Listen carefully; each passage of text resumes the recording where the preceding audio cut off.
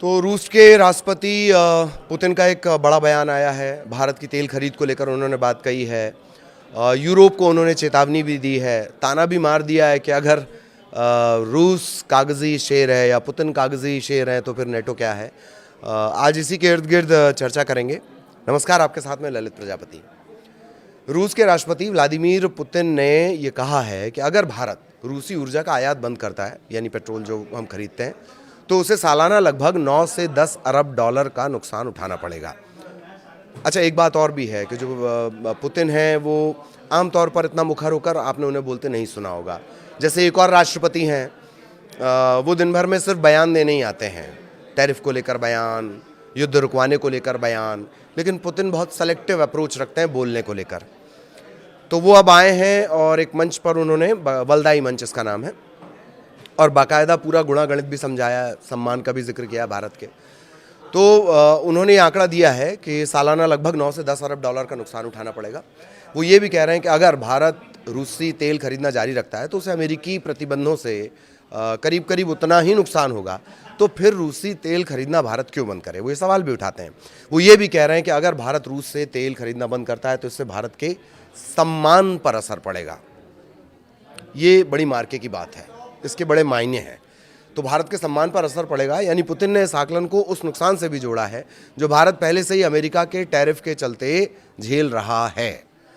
दरअसल Valdai club की अंतर्राष्ट्रीय बैठक में बोलते हुए, ये एक थिंक टैंक मंच है, ऐसे समझ लीजिए।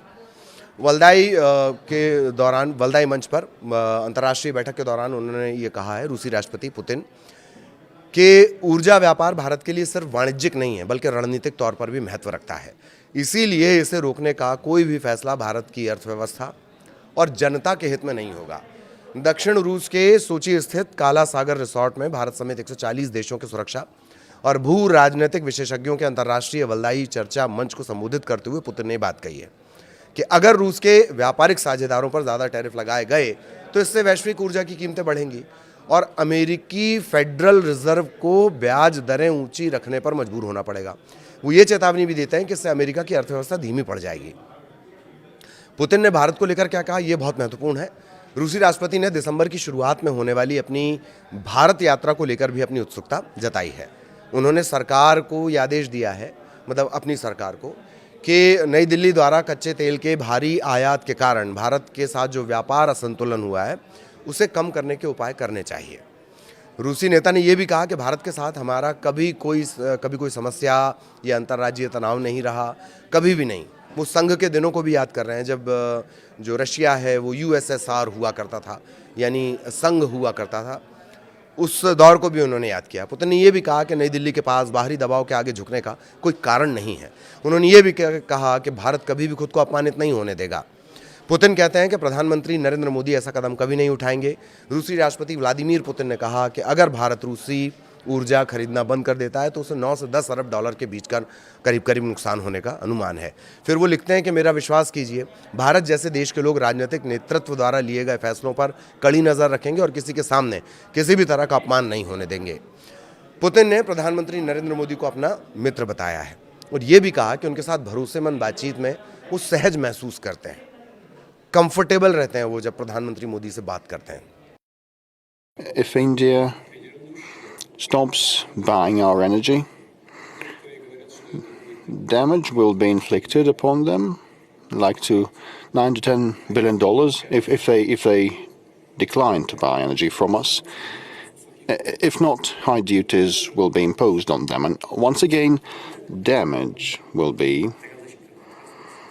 there. Well, the same amount of damage, and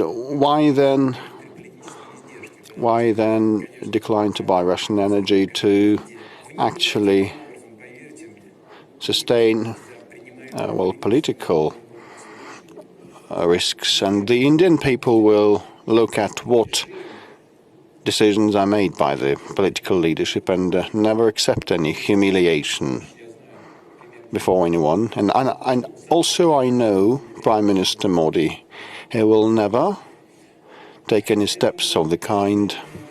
So उन्होंने ये भी कहा कि मैं प्रधानमंत्री मोदी को जानता हूं कि वो खुद कभी इस तरह का कोई कदम नहीं उठाएंगे।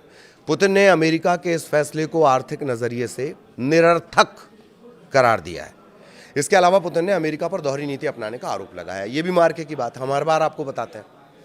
उन्होंने कहा कि वॉशिंगटन भारत जैसे साझेदारों पर रूस से ऊर्जा आयात कम करने का दबाव डालता है, जबकि खुद अमेरिका मॉस्को से रणनीतिक संसाधन लेता है। पुतिन ने साफ किया कि अमेरिका अपनी परमाणु ऊर्जा जरूरतों के लिए रूस पर निर्भर है और वहाँ के जो न्यूक्लियर प्लांट हैं उन्हें चलाने के लिए भारी मात्रा में जो यूरेनियम है वो रूस से ही खरीदा जाता है।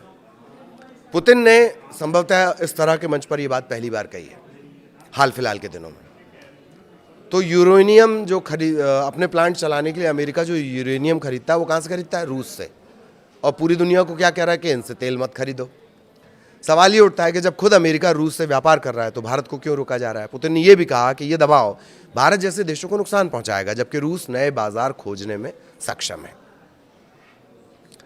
रूस यूक्रेन के बीच तनातनी और यूरोपीय देशों के जो बयान आते हैं, मेन डर तो यूरोपीय कंट्रीज को है ना। उसको लेकर भी उन्होंने कहा है कि रूस और यूक्रेन के बीच 3 साल से ज़्यादा समय का युद्ध जारी है। दोनों देश एक दूसरे पर लगातार हमले कर रहे हैं। पुतिन ने एक बड़ी बात कह दी। रूसी राष्ट्रपति व्लादिमीर पुतिन ने दक्षिणी रूस में विदेश नीति मंच को संबोधित करते हुए यूरोप के सैन्यकरण को लेकर महत्वपूर्ण जवाब देने का वादा किया है। सैन्यकरण मतलब जो सैनिक जमावड़ा आप कर रहे हैं, जो हथियार आप तैनात कर दे रहे हैं, उसको लेकर ये बड़ी बात कही गई। चूँकि रूस से यूक्रेन में सेना भेजने के बाद रूस और यूरोपीय संघ के बीच जो संबंध है उनमें गिरावट आई है। इसके चलते यूरोपीय संघ को अपनी रक्षा को मजबूत करना पड़ा है। रूसी राष्ट्रपति ने कहा कि हम यूरोप के बढ़ते सैन्यकरण पर कड़ी नज़र रख रहे हैं। रूस द्वारा जवाबी कार्रवाई में ज़्यादा समय नहीं लगेगा। ये किसका कहना है? ये रशिया का कहना है। ऐसे खतरों का जवाब बहुत महत्वपूर्ण होगा। उन्होंने आगे ये भी कहा कि रूस कभी भी कमज़ोरी या अनिर्णय नहीं दिखाएगा। आपको बता दें कि दरअसल डेनमार्क में ड्रोन के हमलों और मॉस्को द्वारा एस्टोनिया और पोलैंड में हवाई घुसपैठ ने इस आशंका को और बढ़ा दिया है कि यूक्रेन के खिलाफ रूस का युद्ध अब यूरोप की सीमाओं से आगे बढ़ सकता है। पुतिन ने यह दावा किया कि रूस यूक्रेन में नेटो गठबंधन से लड़ रहा है। वहीं पुतिन ने अमेरिकी राष्ट्रपति के उस बयान का भी मजाक उड़ा दिया जिसमें कहा गया था कि रूस एक कागजी शेर है।